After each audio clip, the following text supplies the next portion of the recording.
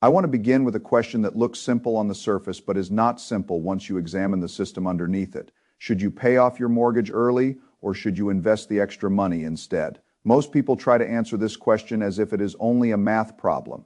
They compare an interest rate to a market return, and then they think the answer should be obvious. But in real life, that is not how financial decisions work. This decision is about math, but it is also about risk. It is about timing, it is about liquidity, it is about taxes, it is about behavior. And for many people, it is about control and peace of mind. When you combine all of those things, you do not get one answer for every person. You get a framework. And if you use the framework well, you can make a decision that fits the phase of life you are actually in. The first principle is very clear. If you pay off your mortgage, you are earning a guaranteed return equal to your mortgage rate. If your mortgage rate is 6%, every extra dollar you put against that loan is effectively giving you a 6% guaranteed return because you are eliminating a 6% cost. That guarantee matters. Investing, on the other hand, can historically earn more, but it is uncertain. It can go up, it can go down, it can compound beautifully over decades, but the path is never smooth. So the real question is not simply, should I pay off debt or invest? The real question is this: is the cost of my mortgage higher or lower than what I can reasonably expect to earn after taxes, after risk, and over my actual time horizon? That is the decision. Once you look at the data, you begin to see three zones. The first zone is what I would call the keep, the mortgage zone. This is usually when your mortgage rate is somewhere between 0% and 4%. At that level, the math tends to favor investing. Historically, stocks have returned around 7 to 10% over long periods, and even more conservative portfolios have often returned somewhere around 5 to 7%. So if your mortgage is 2%, 3%, or even around 4%, there's a meaningful gap between what the debt costs and what the capital could potentially earn somewhere else. That gap is important, but there is another force working quietly in your favor, and that is inflation. A fixed-rate mortgage is unusual because the debt payment is fixed, but the value of money changes. If inflation averages 2 to 3% over time, and your mortgage rate is 3%, then your real cost of borrowing after inflation is much lower than it appears. In some cases, it is close to zero. Your payment stays fixed, but wages, prices, and nominal incomes tend to rise over long periods.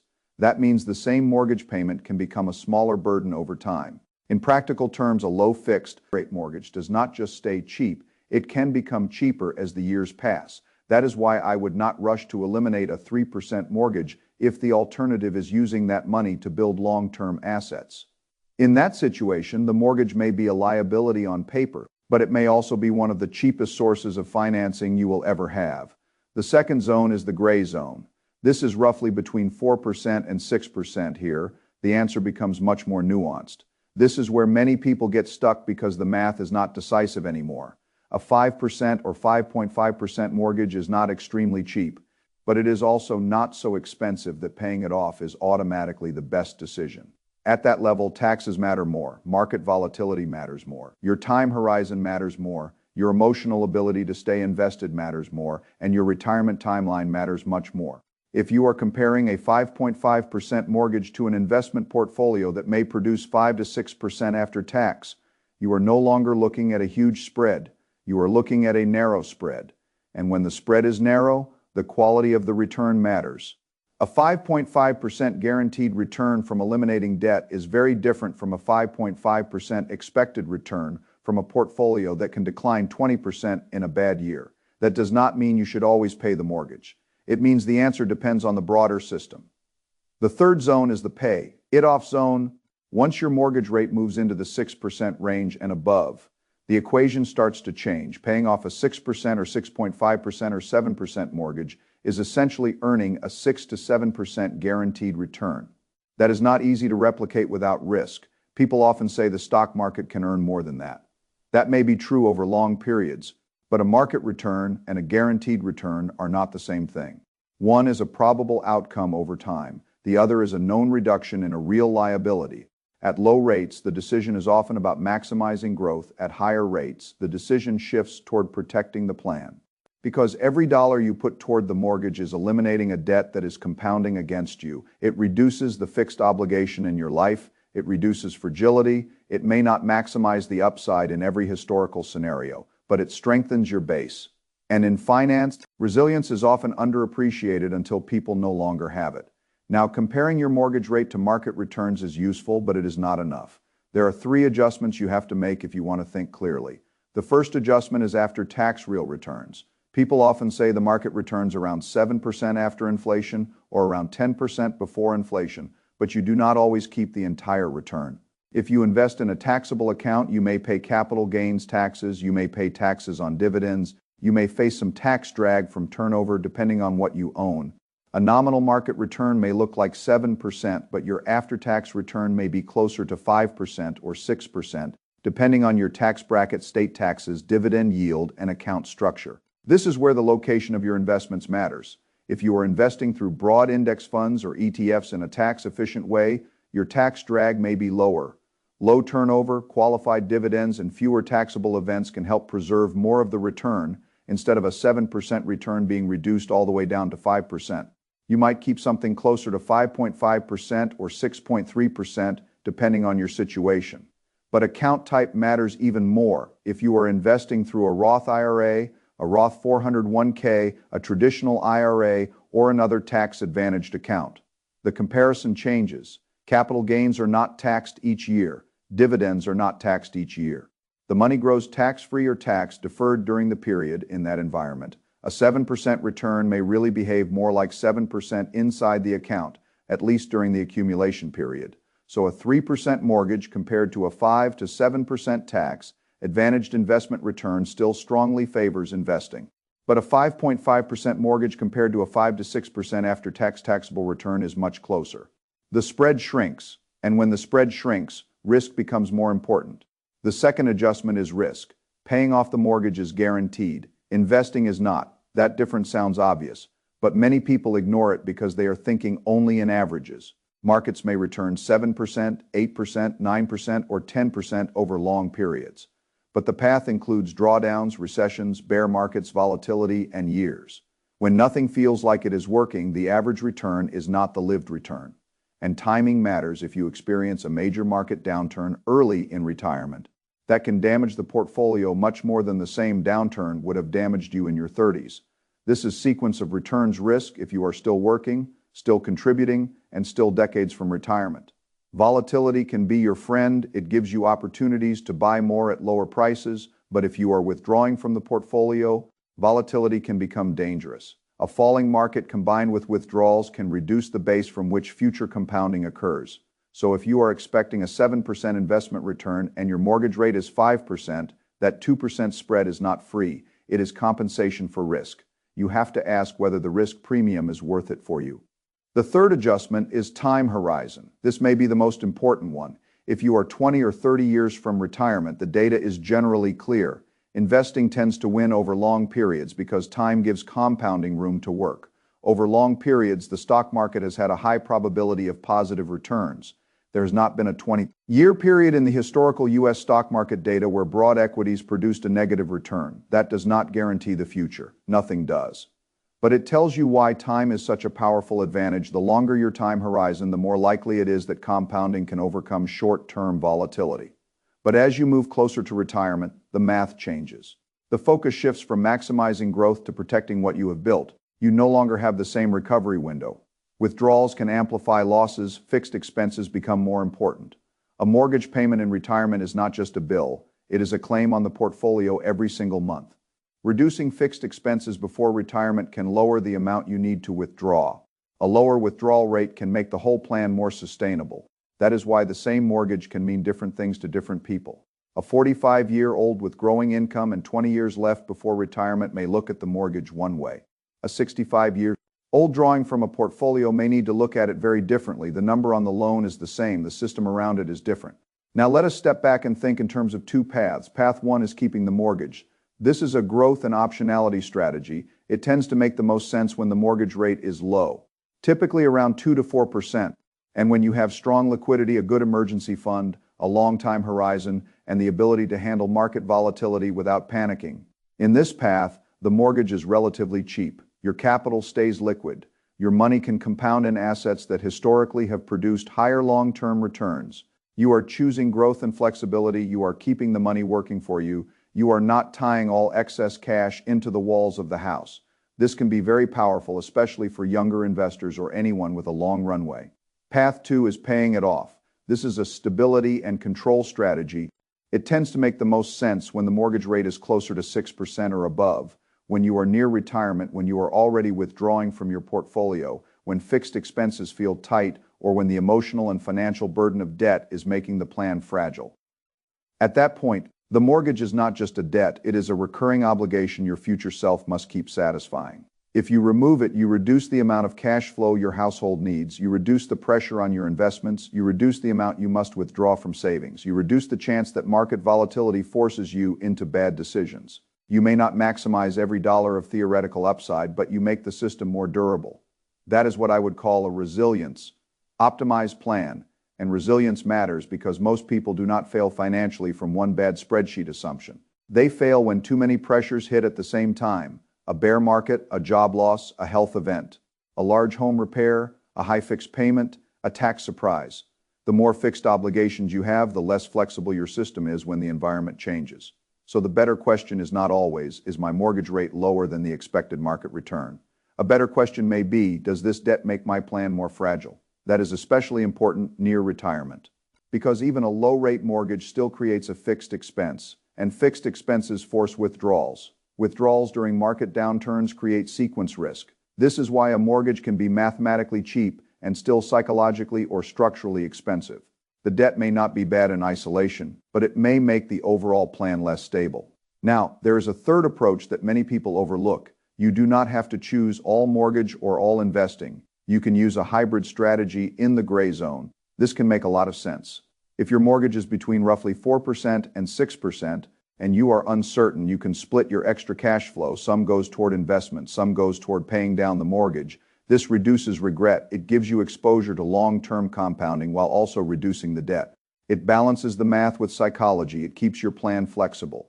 Even modest extra payments early in a mortgage can save a large amount of interest over time because those dollars reduce the balance when the balance is largest.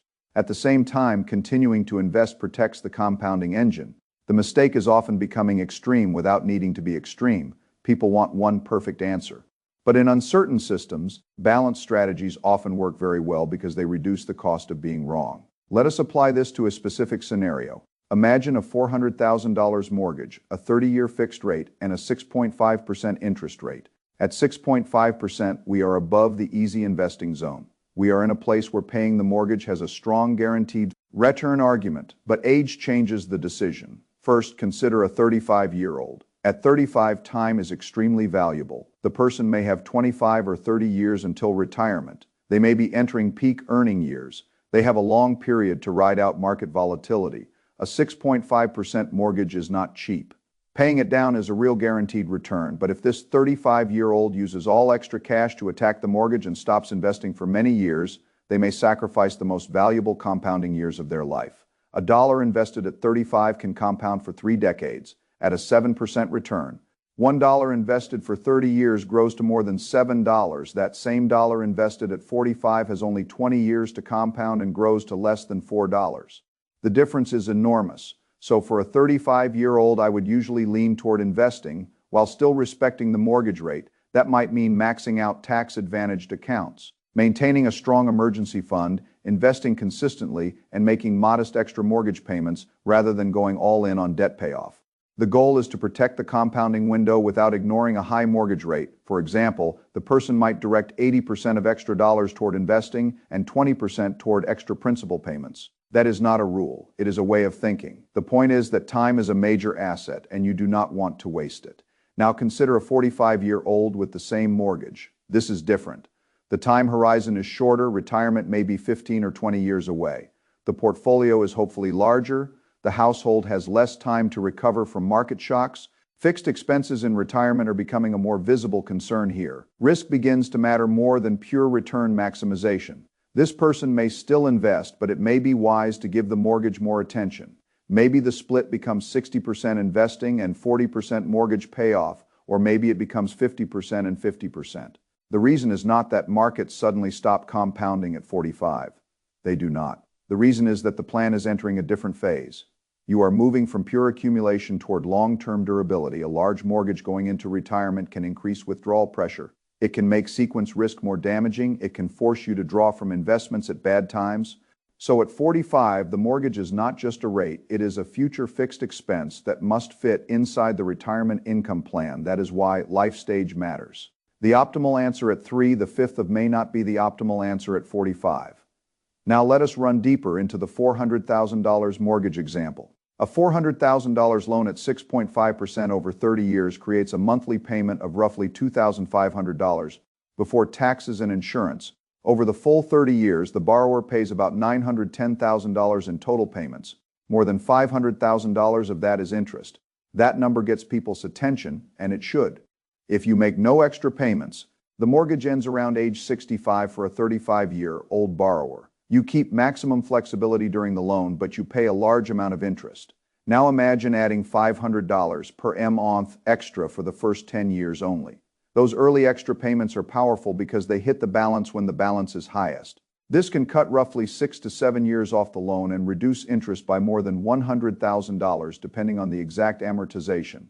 That is real money. It is guaranteed. There is no market risk in the interest you do not pay. But now we must compare the opportunity cost. What if that same $500 per month was invested from age 35 to 45 at a 7% return? Those contributions might grow to about $86,000 by age 45. If you then stopped contributing and simply left that money invested for another 20 years, it could grow to around $330,000 by age 65.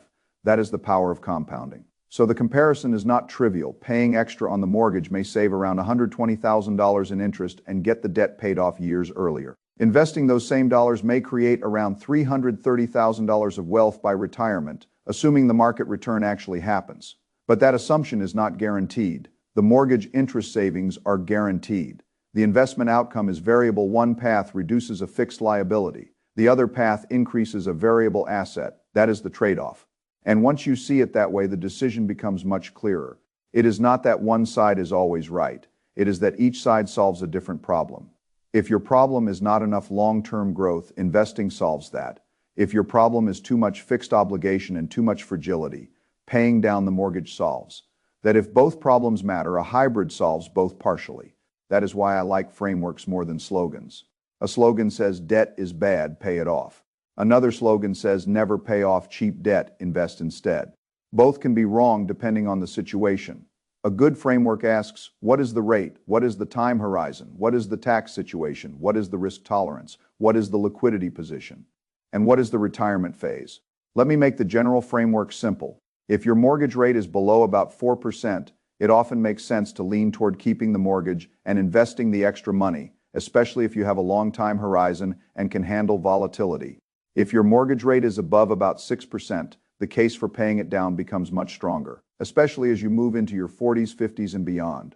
Or if retirement is approaching, if your mortgage rate is between 4% and 6%, you are in the gray zone. In that area, your personal situation matters more than the rate alone. Liquidity matters, taxes matter, account type matters, risk tolerance matters, age matters, retirement timing matters, psychology matters. This is where the decision stops being a pure spreadsheet calculation. Now, there is one more thing the data cannot fully measure: peace of mind. A person can be technically right on a spreadsheet and still live in a way that makes them anxious, reactive, and fragile. For some people, being debt-free changes everything.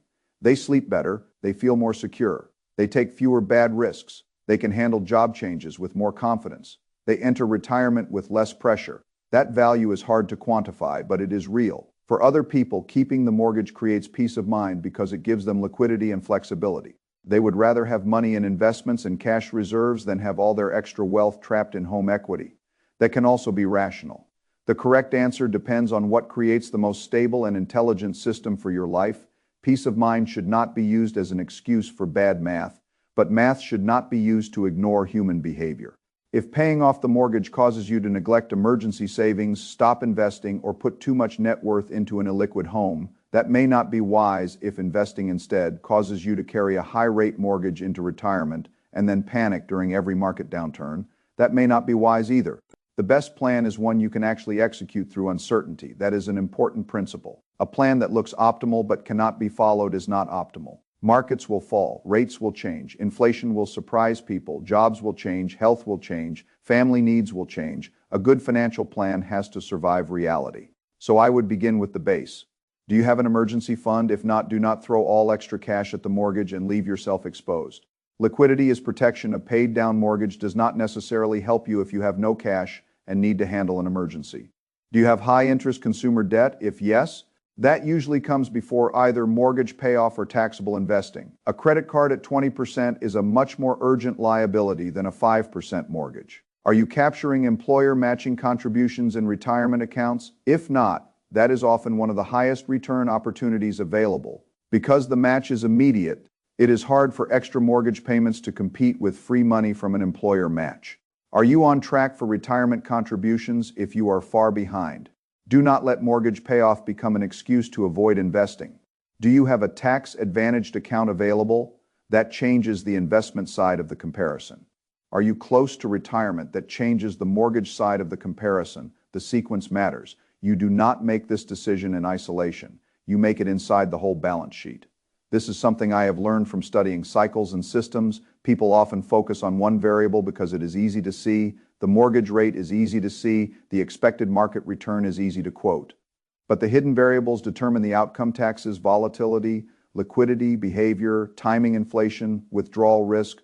Those are the variables that make the decision personal. A 3% mortgage for a 35-year-old with a strong emergency fund and a long investing horizon is not the same as a 3% mortgage for a 67-year-old with a tight retirement budget. A 6.5% mortgage for a 35-year-old high earner is not the same as a 6.5% mortgage for a 58-year-old hoping to retire in 7 years. Context changes the answer. Now, I want to emphasize the role of inflation again because it is one of the most misunderstood parts of the mortgage decision. With a fixed-rate mortgage, inflation can be your ally. Your nominal payment stays the same if your income rises over time, even modestly. The payment consumes a smaller share of your income. Meanwhile, the dollars you use to repay the loan are worth less than the dollars you borrowed. This is why low fixed-rate debt can be valuable. But this benefit weakens as the mortgage rate rises. At 3%, inflation may reduce the real cost of the debt dramatically. At 6.5%, the debt is more expensive. Even after inflation, the guarantee from paying it down becomes more attractive. So inflation does not give one universal answer. It changes the meaning of the mortgage rate. You have to think in real terms, not just nominal terms. Now, one mistake I see is people treating the house as if it is the same as an investment portfolio. It is not. A home has value, but home equity is illiquid. You cannot easily spend it without selling, refinancing, or borrowing against it. If you aggressively pay down the mortgage but have no liquid assets, you may be balance sheet rich and cash flow poor. That creates a different type of fragility. This is why flexibility matters. Investments in a brokerage account or retirement account are not the same as home equity.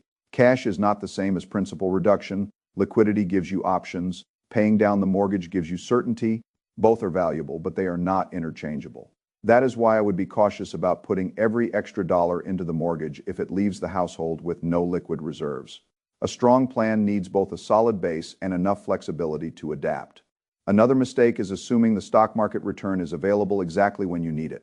Long-term averages are useful, but life happens in sequence. If you invest instead of paying down the mortgage, you must be willing to stay invested through downturns. If you panic sell, the math breaks. The investment path works best for people who can tolerate volatility, maintain cash reserves, and keep contributing. If you cannot do that behaviorally, the theoretical return may never become your actual return. This is why self-knowledge matters. Some people overestimate their ability to tolerate risk. They say they can handle volatility until their portfolio falls 25%. Then they sell at the worst possible moment for that person. The guaranteed return from paying down debt may be more valuable than the expected return from investing, not because the market cannot outperform, because the person cannot stay with the plan. A good strategy has to fit the person implementing it. Now let us think about retirement specifically. When you enter retirement, fixed expenses are powerful because they determine how much income your portfolio must provide. A mortgage payment increases the required withdrawal rate. A higher withdrawal rate increases the risk that the portfolio runs out or that market downturns force painful decisions. If paying off the mortgage before retirement reduces annual expenses significantly, it can make the whole plan more sustainable. This is true even if the mortgage rate is not extremely high. For someone approaching retirement, the value of lower required withdrawals can be enormous. The reason is that retirement planning is not only about net worth. It is about cash flow and risk. Two households can have the same net worth, but the one with lower fixed expenses is often stronger. It can survive lower portfolio returns. It can delay withdrawals during downturns. It can make Social Security and other income sources cover a larger share of expenses. It can sleep better. That does not mean everyone must retire mortgage. Some people can carry a mortgage comfortably, but if the mortgage creates fragility, then removing it may be the rational decision, even when the spreadsheet says investing might produce more upside. Again, this is about building the most durable system. Now let us return to the gray zone, because that is where many people actually live. Suppose the mortgage is 5.25%. That is not cheap enough to ignore, but it is not expensive enough to demand immediate elimination. In that situation, I would look at the household's priorities. If retirement is far away, I would keep investing aggressively but make some extra mortgage payments.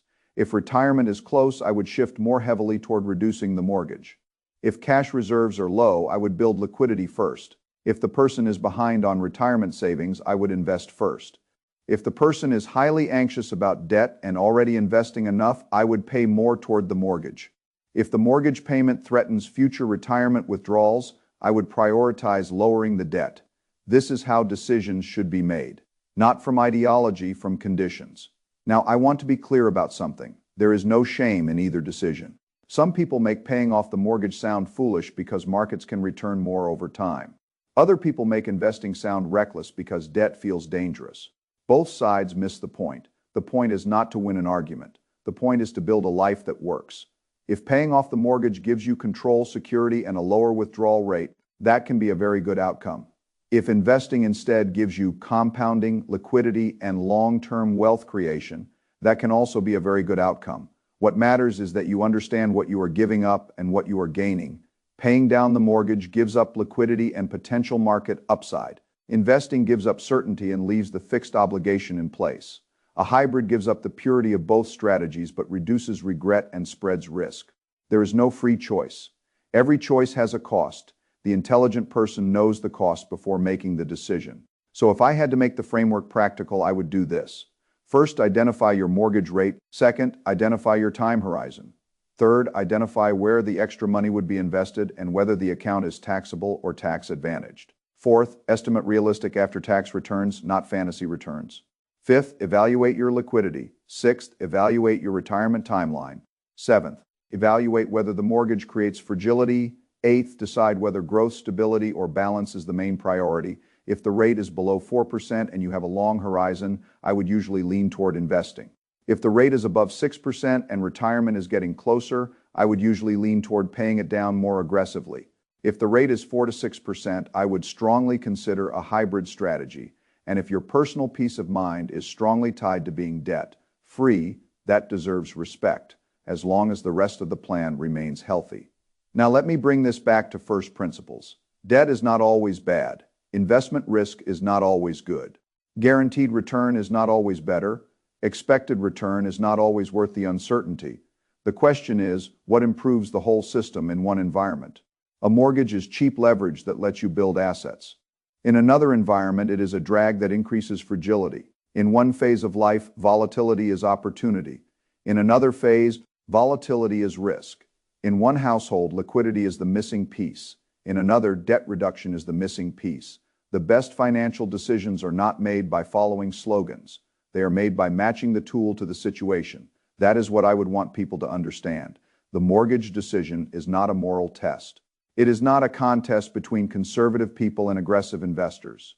It is a trade-off between guaranteed debt reduction and uncertain asset growth. Both can be right, both can be wrong. It depends on the rate, the timing, the taxes, the risk, and the person. And that final part is important. The person matters. Your behavior matters, your sleep matters, your ability to keep investing during downturns matters, your ability to avoid panic matters, your spouse's comfort matters, your retirement goals matter, your need for liquidity matters. Finance is numbers, but it is numbers inside human life. A perfectly optimized plan that causes constant anxiety may fail. A calmer plan that is slightly less optimized may succeed because you can actually live with it. That is why the best answer is the one that allows you to be secure, confident, and in control. Use the data, respect the math, understand the risk, but do not ignore the human operating system that must execute the plan. If you are young, have a low mortgage rate, strong cash reserves, and decades to compound, investing may be the better use of extra dollars. If you are older, have a higher mortgage rate, are approaching retirement, and want to reduce fixed obligations, paying down the mortgage may be the stronger move. If you are in the middle, split the difference intelligently. You do not need to make this an ideological decision. You need to make it a systems decision. The goal is not to prove that debt is good or debt is bad. The goal is to build a household balance sheet that can survive market crashes, survive inflation, survive job changes, survive retirement, survive emotional stress, survive uncertainty. That is what wealth really is. It is not just the maximum theoretical return. It is the ability to keep moving through changing conditions without being forced into bad decisions. So when you ask whether you should pay off the mortgage or invest, do not stop at the spreadsheet. Ask what kind of future you are building. Ask how fragile your plan is. Ask how much liquidity you need. Ask whether the mortgage is cheap debt or expensive pressure. Ask whether investing would truly be long-term or whether you would sell when markets fall. Ask whether being debt-free would create freedom or whether it would trap too much wealth in an illiquid asset. Then make the decision with open eyes, because the right answer is not the same for everyone, but the right process is the same. See the trade-offs clearly, understand the incentives, respect risk, stay honest about behavior, and build a plan that works not only in the average year, but in the difficult year. That is the decision: growth versus certainty, flexibility versus control, upside versus resilience. And the wiser you become, the less you need one side to be absolutely right. You only need the structure to fit your life.